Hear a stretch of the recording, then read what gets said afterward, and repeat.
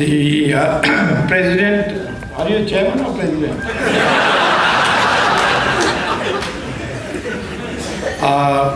Professor Vaidyanathan. Of course, the VHS Karnataka president, Mikun Shah, and the former Karnataka VHS president, Mr. Suresh N. Shakuntala Iyer, and Jagdish Shetty. I'm privileged to be here on this very important expose on the corruption in a media channel, which has led relentless attack on anyone who's not subservient to the anti-national line, I will call, of being soft on Pakistan and distorting the meaning of tolerance. And now we find that they have committed a large number of frauds. Now, first of all, I would like to say that in the introduction of Sri Iyer, the word of his enormous work in the field of software, including the testing of the brain. So, Professor Vaidyanathan, myself, and Sri Guru were discussing that can we foresee a brain transplant in the future? And for that, we should ask people who are towards the end of their life to donate the brain as they donate eyes and so on. So Sri Iyer said, but your brain will not fetch any price. So I said, why? He says, much used, that's why. So as usual, Vaidyanathan said, then Rahul Gandhi's brain will fetch the maximum. Now, the issue today is, we are not brainlessly attacking the media. In fact, I must tell you that in coming to the correct conclusion about the NDTV, there was a journalist who has already excelled in expose of the 2G. 2G was really due to two people. One was a journalist of Pioneer newspaper, Gopi Krishnan, who is absolutely the epitome of a sannyasi. He's so simple, so straightforward. He still goes by auto rickshaw and very simple habits. And nobody can buy him. That much I have already seen myself. And then there was an officer who was the personal secretary of Raja, who risked his life to become a whistleblower for the CBI, Ashirvadam. And Ashirvadam is now one of the general secretaries of the VHS. Of course, he is also the documentation in charge for the BJP central office, as well as all the other state offices that are going to be set up. So what we are in search of is not in numbers so much. It's the quality brain that can think about country's problems and develop a mindset where we can be proud of this country as a country which will not bend against pressure or will submit to defeat. And for that purpose, I give every time I meet any audience an example that power is not the ultimate aim. Power is a means to an end for a person who has the right mindset. If you are in a circus and you see 5 strong, well-fed lions, You'll also see a thin ringmaster walking into that cage and ordering those lions to climb up a bench, jump through a ring, open its mouth so that he can put his head. And the lions obey. Those lions by instinct would tear apart somebody like that. Obey this thin ringmaster. That's because from the time they are cubs, they are trained to obey. And they don't know their strength. Because their mind has been set to obey. And that's why people used to ask me, your friend Manmohan Singh, why is he such a, why does he submit to Sonia Gandhi? Well, he is also a Singh, but he's a circus Singh. And Sonia Gandhi acts like a ringmaster or ringmistress, whatever. So, I say this is what the British understood and created this Macaulay, who changed our educational system to tell any amount of lies necessary to make you feel inferior. I know when I went as a student to America to get a PhD, I was 62. They still thought that Asians have tails. And they used to ask this kind of question. And they couldn't believe that in a class I would challenge Samuelson that the theorem he was writing on the board will lead to a wrong answer because he had made a mistake. But the greatness of Paul Samuelson was, first he came where I was sitting and said, "What did you say?" I said, "You have made a mistake and you will not be able to prove this theorem." So then he asked me to come to the blackboard and show him the mistake, which I showed him. And then he said, "All right, after class you come to my office." Now my classmates, when I sat down, told me, "Have you bought your ticket to go back to India or not? Because now you're finished. When you go there, he will say, you're out." Instead, Samuelson appreciated what I said and said, "You and I should become joint author, and together we wrote the theory." That's what teachers are supposed to do. They're supposed to encourage their students to question. The questioning mind is the most important thing for a democracy. And here in our country, we don't question.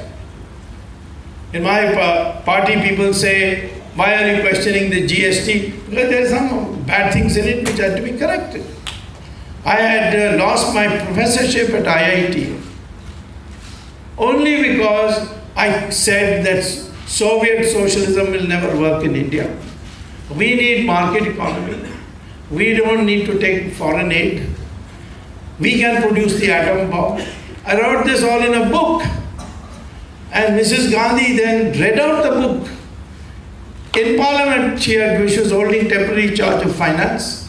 At the budget debate on 19th March 1970, she read out the book and said, "Here is this man coming from America and telling us all this, and on state expense," which is IIT was, of course, government run. He's a professor in our country. What must he be doing to our students? And a few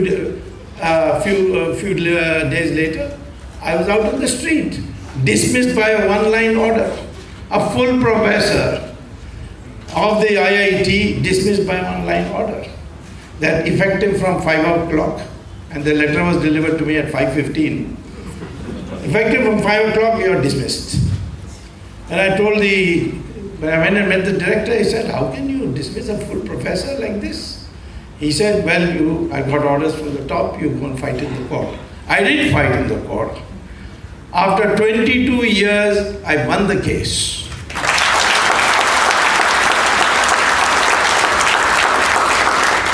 I returned back to IIT, took charge, and told them that tomorrow I am resigning because I am a cabinet minister, so I can't, perform the duties of a teacher.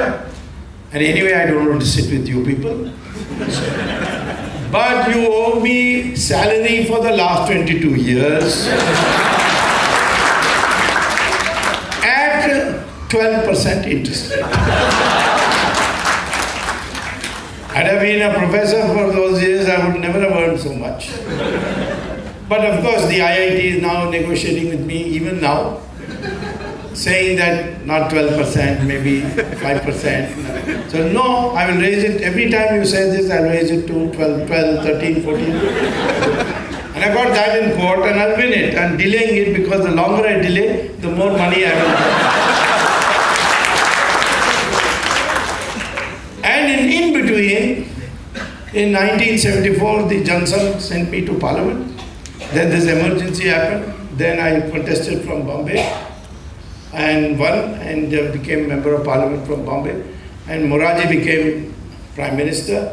And the first thing he told me is it not fact, did I remember that IIT dismissed you from professorship? I said, yes. This is 1977. So he said, I am going to appoint you on the board of governors of IIT. So I said, but I'll have to sit with all those people who dismissed me. So he said, I have already dismissed all of them. There'll be a new board.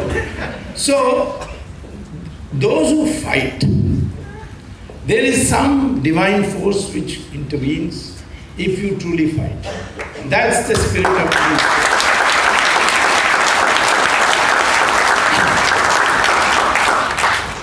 People are all the time living in fear of what will happen to me. That must go. If something is wrong and you feel strongly about it, you take a stand. If you suffer, after some time you will get 10 times more than what you had before. That is called faith in your moral principles. And that is what Virat Hindustan Sangam is trying to inculcate. Now see, Sri Iyer, 37 patents, lives in a lovely place in San Jose, California. Now why does he have to bother about what's happening in India? I first came across this pgurus.com when the congressman was started screaming in Parliament because of the Augusta helicopter. He had published an analysis in which everything was there. And the congressman quoted this, that the dangerous, this is a sedition, this is sabotage, blah, blah. And so he started writing analysis. And this book is an example of that. Now, let me say one thing. We are not against journalists. I know there are many journalists. My own daughter is a journalist. I know the Hindu newspaper, which is left of center, and they don't share my ideology at all. But I know them personally. They are totally incorruptible, I can say. They are, as I told you, give you the example of Gopi Krishna, totally upright. There are a large number of such journalists. But the dominance has come for the corrupt elements in our society to capture the media, to manipulate the minds of the Indian people. And I'll say anything. Once I gave a speech in Varanasi Hindu University, and I said that people don't realize that Ravan was a Brahmin, and a Kshatriya killed him, namely Lord Rama. And the Brahmins didn't say, oh, this man killed a fellow Brahmin. All worship Rama. That's Hindu society. And you know what the Times of India published? It said, Swamy said to the BHU students that Ravan was a Dalit and that's why he stole Sita. Totally different. Now you see what impression it will create. The Dalits will probably come in a demonstration outside my house. That was done deliberately. But then you see, I've learned law. So I gave them a notice and said, give me 10 crores. Now, after that, the Times of India apologized and put saying that we made a mistake. So how can you make a mistake like that? But they do. Now, I went the other day over 2-3 days ago to the Supreme Court on Ram Mandir. What did I say? The court said the other parties, the Muslim parties, first complained that I had not given them notice. I said, why should I give notice? You are on for property. I am for my fundamental rights. And fundamental rights is superior to the right to property, because right to property is an ordinary right. But my right to pray, my right to my faith is a fundamental right, so it's superior.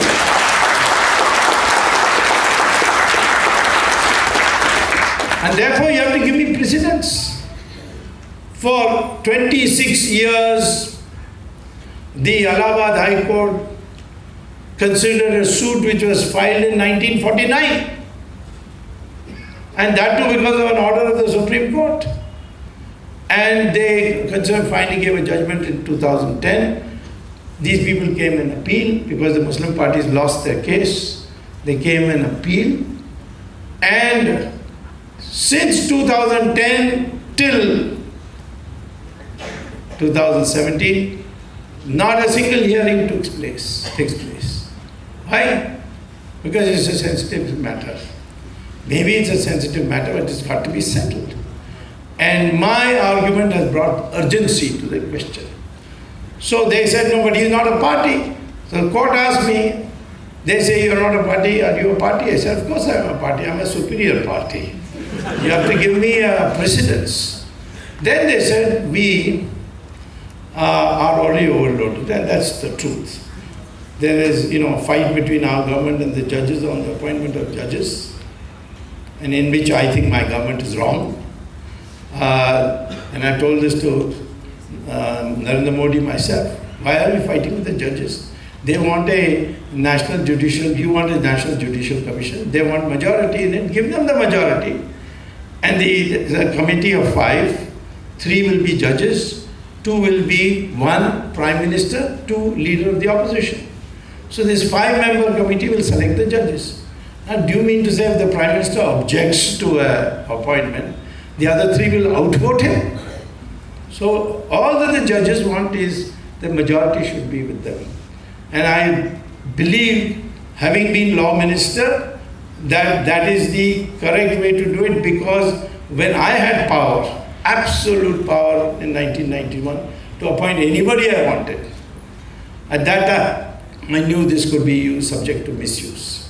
And a lot of people who don't deserve to become judges, because they were favorites of politicians, they were being appointed. So there should be some filter process. Now anyway, the issue is that we need a cooperative system where this country can only function by consensus. But the consensus should be something based on some human decency, some morality. What did in this Ram temple thing, what do the Muslim parties say? They admit that Ram Janma Bhoomi was the property of Hindus before the Mughals came. That they cannot deny. It was the property of Hindus. But they say that we captured it. And by adverse possession it has become ours. 500 years we have got hold of it. So it's ours. That means the Muslim party are saying that the Mughals did whatever they did, we are the beneficiaries of it and we welcome it. Can you have an adjustment with that? Moreover, let me tell you, according to our faith, if we believe that Ram was born at a particular place and build a temple on it, then after Prana Pratishtha Puja, the God enters that temple and he becomes the owner. No individual can be owner of a temple. We can be trustees, but we can't be owners. And therefore, this temple, once made, is always a temple. What is the position of masjids? The masjid, according to Saudi Arabians, whom I consulted, according to Qataris, Iranians, all the Muslim countries, a large number of them are consulted, They say masjid is a place to read namaz and no more. Masjid can be shifted or even broken or destroyed for a public purpose that they also practice in their country. The Saudi Arabians demolished a masjid which was built on the direction of Muhammad, Prophet Muhammad, and demolished it and built a complex for visitors for Hajj, including a bathroom. And when the UNESCO protested, saying, at least you should have left this hoary ancient masjid alone, they said, are you teaching us idol worship? We don't believe in idol worship. We believe namaz can be read anywhere, even on the road, in your drawing room, in an aeroplane. And all that masjid does is provides a facilitation centers for people to congregate and nothing more. That is, the masjid can be shifted. And I said across the Saryu River, where the Ram Janmabhoomi ends, one of the banks of the Saryu River, the Ram Janmabhoomi ends, across that you can have land and build your masjid.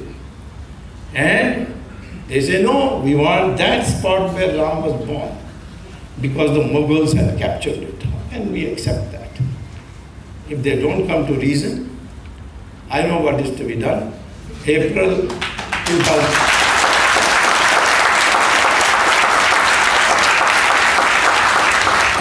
2018, BJP will get majority in the Rajya Sabha also. And like Rajiv Gandhi for Shah Banu brought legislation to undo a court judgment, we will also bring a legislation not only to build Ram Temple, but Krishna Temple in Mathura and Kashi.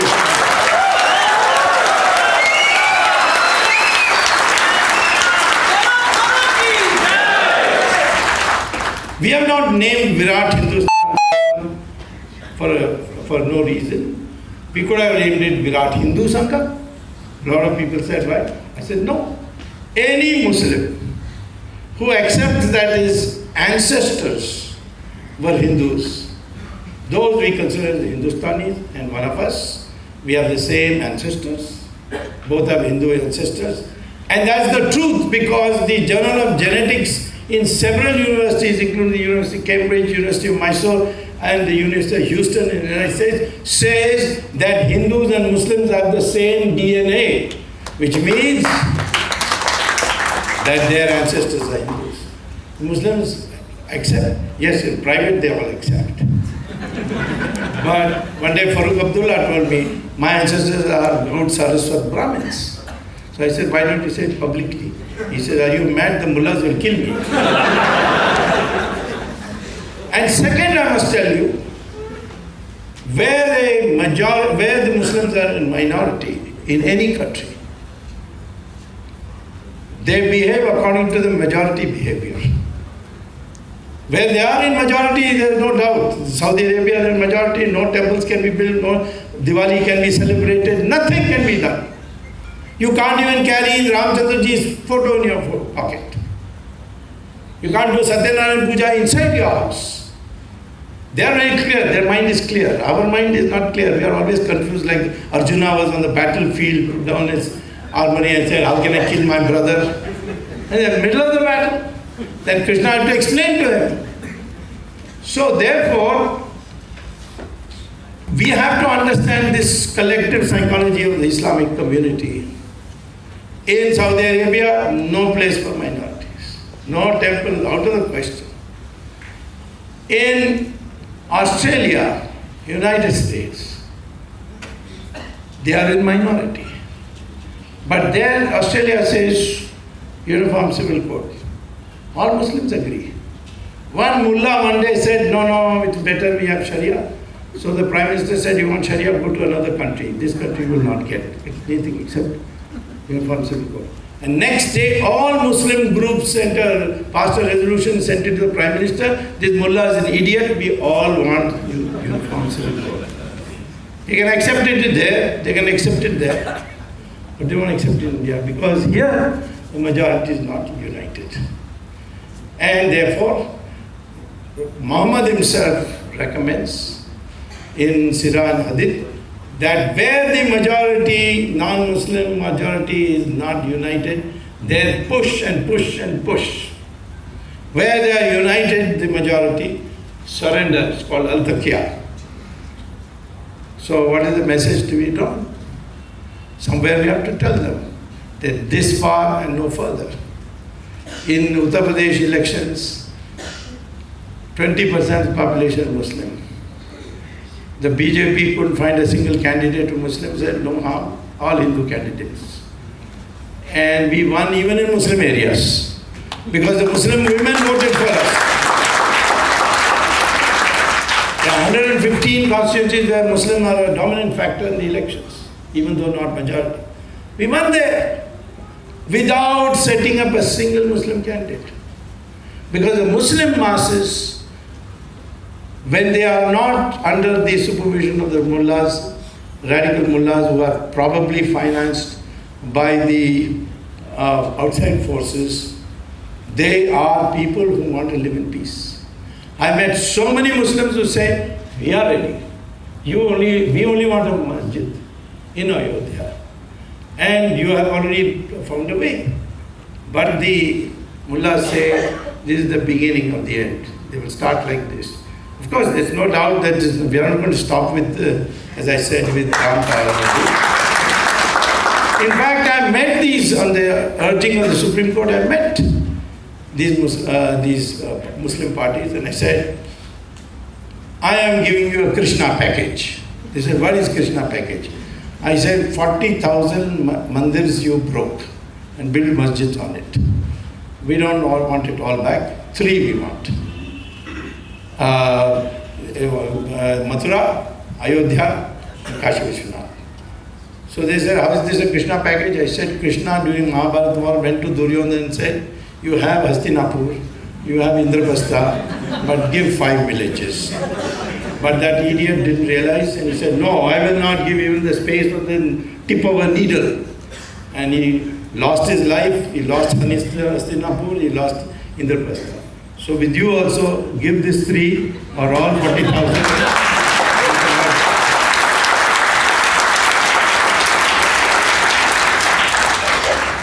So all this is possible if this country, if our country does not have corruption. Corruption is a cancer. How?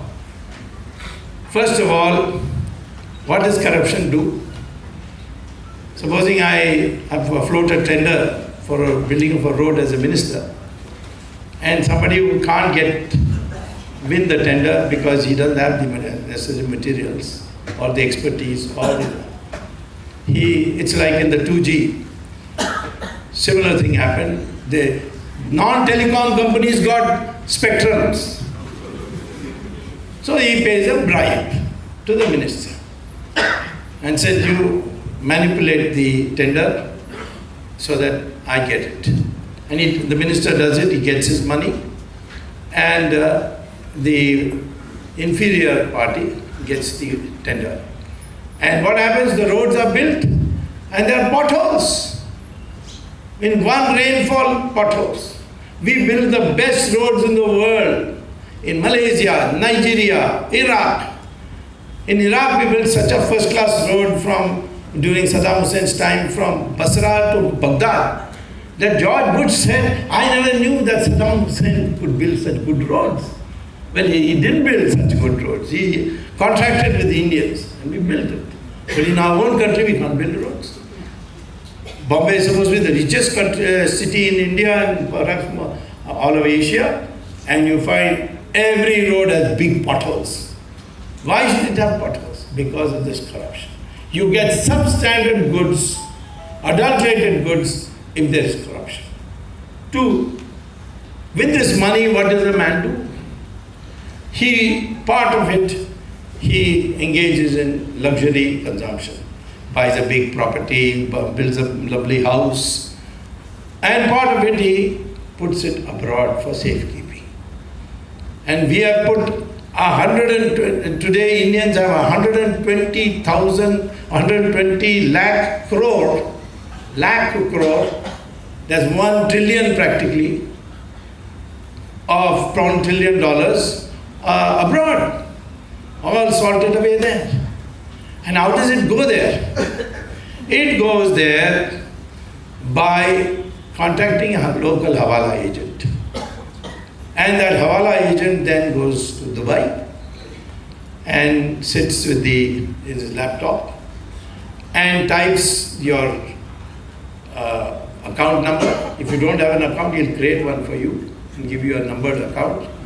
And then he sends that message to another Hawala agent in Switzerland or in Cayman Island or wherever, saying that I have got this in rupees, please deposit an equivalent amount in dollars in this account. There's only one condition in Dubai for conversion of money, and that is Mr. Dawood Ibrahim must be informed of the transaction. And Dawood Ibrahim being informed of the transaction means ISI is informed of the transaction.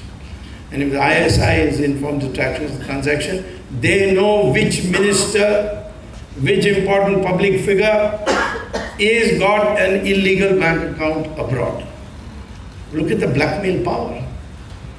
Very often I wonder when our politicians make statements in favor of Pakistan, why are they making it? Invariably it is the Mr. Chidambaram recently said that Kashmir is going finished.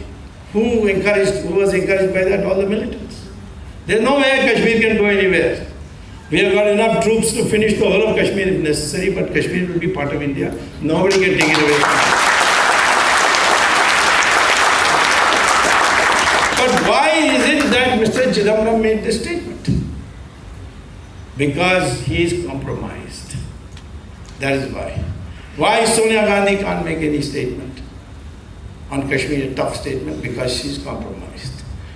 All those who have black money abroad are compromised. If your politicians are compromised, how can you fight a war if tomorrow it comes? We are being bled every day. We have to take a side.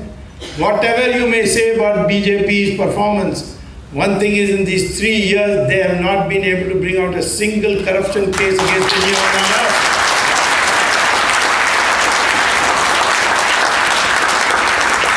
Whereas I have got Sonia Gandhi arrested and taken bail on the National Herald. She is on bail today with a 50,000 rupee bond and Anthony as surety.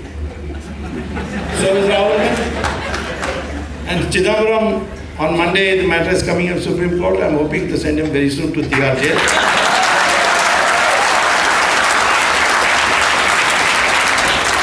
He accused all of us of being Hindu terror. Now I'll show him what Hindu terror really means.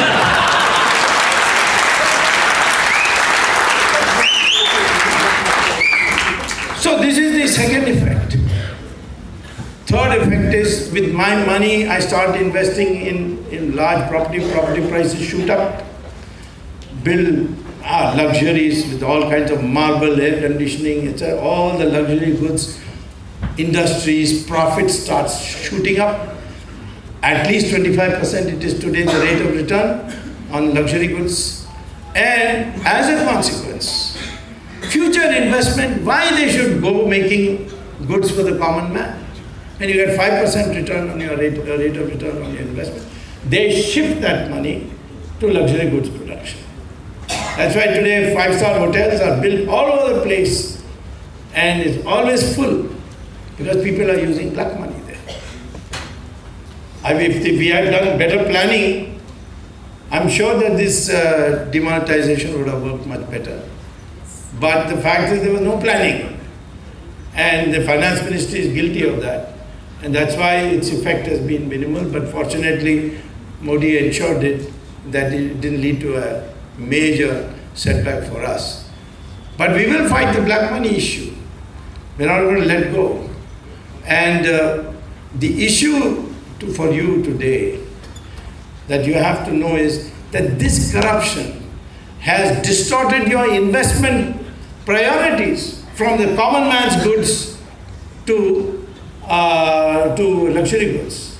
The black money has gone into the agricultural sector, wholesale market, and they are rich corrupt people have bought it and put it in cold storage, so there's an artificial storage. That's why agricultural prices are going up and down. There's no reason for agricultural product prices to go up today, yet it is going up because of the hoarding that takes place thanks to the forward trading that rich people are able to do. So therefore, your national security is compromised, your investment priorities is hurt, you you're unable to take tough decisions, and you get substandard goods, adulterated goods, all because of corruption. The only way to fight corruption is 2 or 3 ways. First is that you must catch big people first, not police constable, clerk, and so on. Catch the big people. Then everybody will say, if they can be caught, I can also be caught. That fear will come. So that's why I'm concentrating on big people. People say, oh, you're all the time chasing Sonia Gandhi. After a poor woman, she's trying to be a good bahu in our country. She wears a sari, she puts a bindi. So I say, I'm no fool. Because when Ravan came to kidnap Sita, he came dressed as a sannyasi.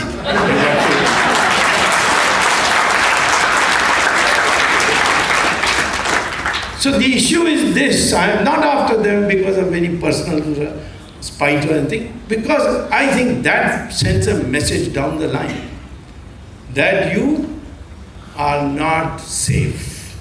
And automatically, as the old saying goes, Yatha Raja Tatha Praja, the rest of the people will start changing. And therefore, we have to set an example at the top. One way is this. Second way, well, there are many ways, but I'll tell you the most effective way, which I'm persuading our government to do it, but we haven't got majority in the Rajya Sabha, we are not able to do it. But we will do it.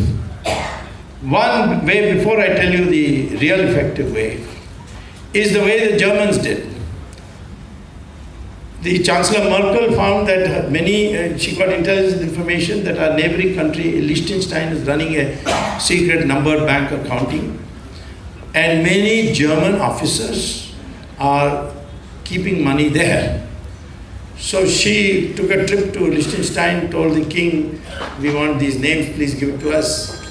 So the king said, listen, this is our main business. And if we can't maintain confidentiality of name, can't keep names confidential, nobody will put money and we'll be ruined. So she went back and then called a meeting and said, what shall we do? So one senior official suggested, why don't we bribe the senior-most financial officer of the bank and make him give us a CD of all the names? So that, he may want some high price and we should pay. So she said, good idea, give him whatever he wants. So they contacted the senior-most financial officer of the Liechtenstein bank and said, we want these German names and any price you name we pay.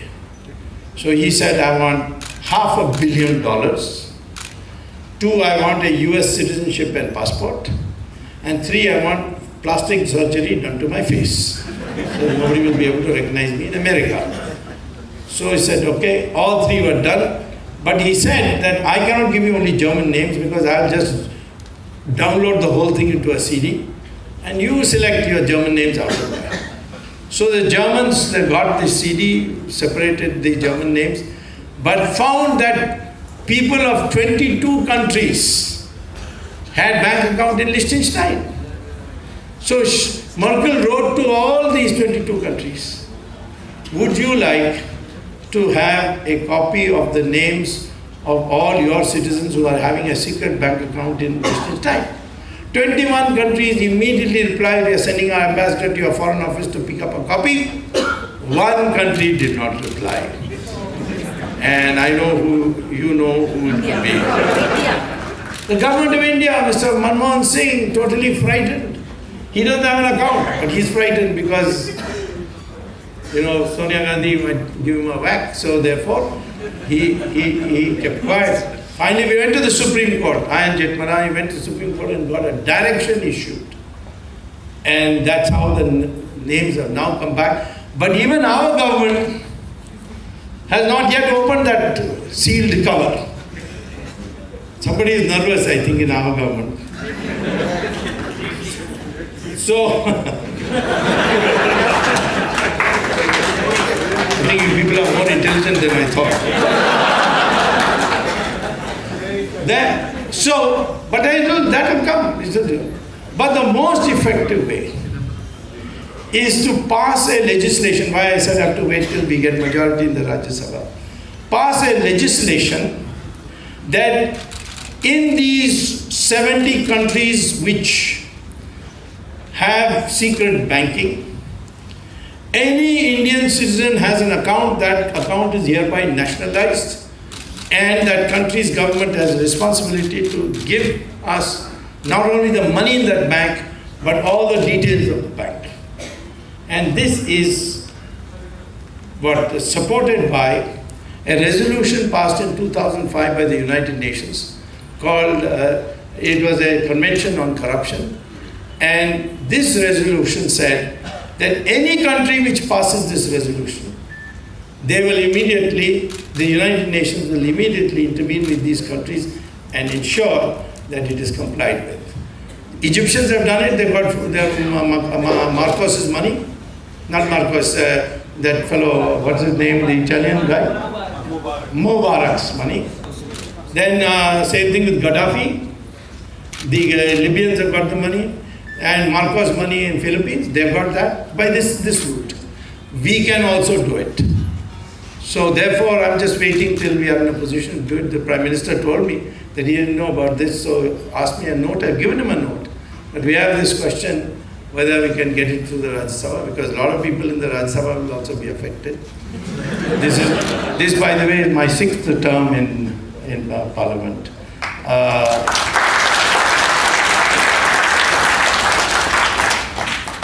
This would have been my 8th term, but for the EVMs used by Sonia Gandhi against me in Madurai, which then I went to Supreme Court, convinced the Supreme Court that the machine can be rigged, and I got it corrected. So if anybody wants to know whether there's any possibility of rigging in any part of this last 5 states, not possible after my measures have been implemented. So anyway, the issue is that I know many of them. They have accounts. And we need to get this 120 lakh crores back, which means how much? 30 times the income tax revenue. So if for 30 years I can abolish income tax because I'm getting this money, then all of you will be very happy because you don't have to pay income tax. Income tax anyway is being covered by 2G spectrum scam auction. So you don't have to worry that you have to wait for that. If I have a right by a signature to abolish income tax, I'll do it first thing, because it's the most horrible tax. People in agriculture don't pay at all. No income tax is paid for agricultural incomes. In the non-agricultural sector, you have poor people who are below the line, they don't pay. Then the people who are very rich, they've got chartered accountants to tell them how to write expense accounts and so on and so forth. I think you are an expert in black money. No? So, therefore, it's this middle class, young professionals who are trying to make it, who get harassed by these people. And therefore, I think this country's rate of saving will boom if we abolish income tax. So corruption must be got rid of as a social evil, as a evil which is a cancer on our society. Not because this is the way to settle scores with anybody. It is something that will immediately increase our growth rate from the present 7 or whatever percentage to 12, 13. And if we grow at 12% for 10 years continuously, we will overtake China and teach America a lesson through our ability to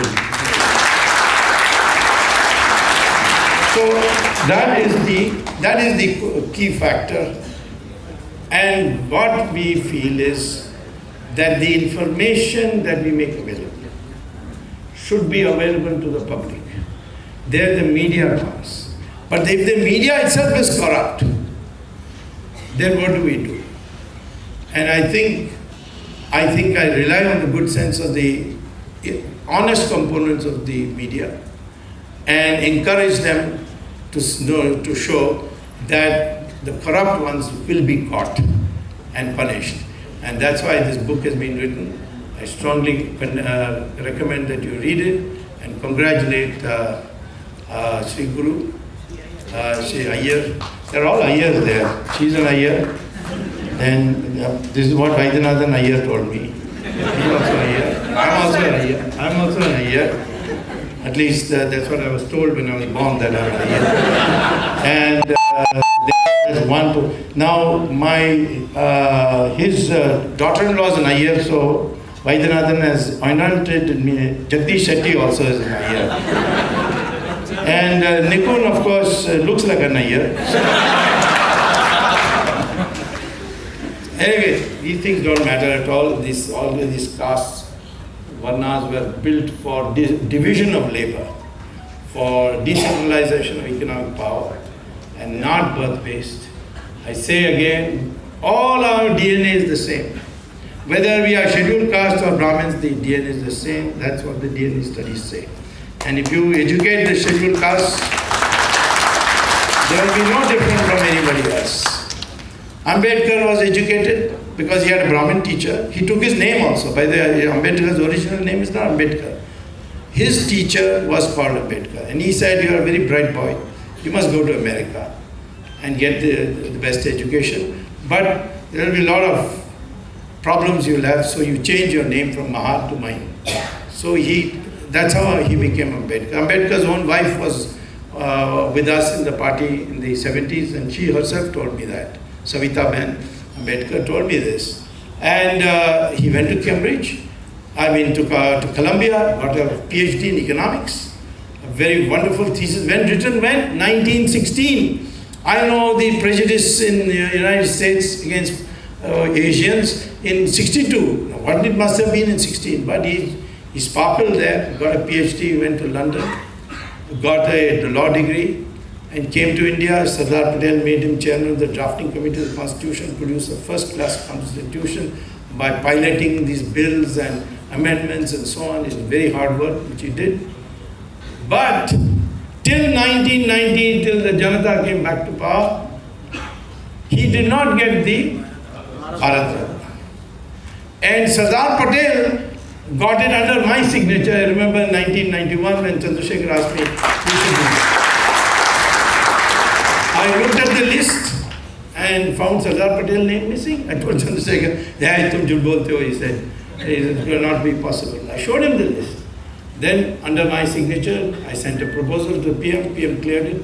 And for the first time in 1991, Sardar Patel got Bharat Ratna. Congressmen complained that we are stealing all their idols or their icons. Well, you didn't give this Bharat Ratna to Sardar Patel. How can you say he's yours?